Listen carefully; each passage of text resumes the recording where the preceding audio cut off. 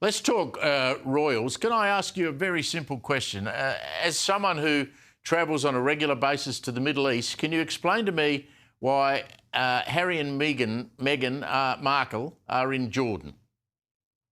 I think anything to do with the Sussexes is you've got to look at PR and publicity. It's a very fame-obsessed woman and her husband in tow. I don't know. It's a very strange sort of why are they there?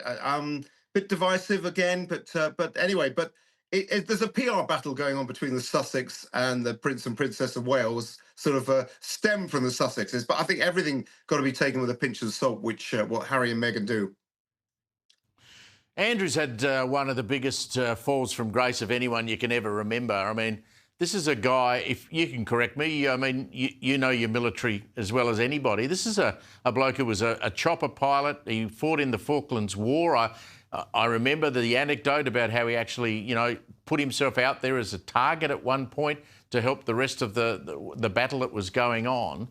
Can you ever remember someone falling from grace so hard as what he has? I was just about to use those words, falling from grace. I mean, it is absolutely spectacular. And the news keeps coming out. There's bad news, bad news. Not just on the Epstein Island and everything, but just this his abuse of power as a trade secretary, a trade envoy for Britain. Now, I had the privilege of speaking to certain ambassadors in my time abroad, and everyone just shook their head. He was late, he was rude, he wouldn't sort of do what he was expected to do. He was a loose cannon, and I just. What he needs to do is to eat humble pie and actually come out and say, I was an absolute fool. But I just don't think he sees it himself.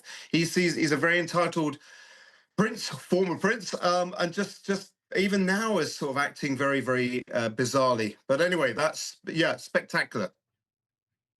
Well, he comes across as a grifter, a rude bloke, someone who was he battered down on staff. He was angry and rude to them, and they hated working for him. So he's probably copped what he needed to cop. Adrian, always great to catch up with you, my friend. Have a great weekend.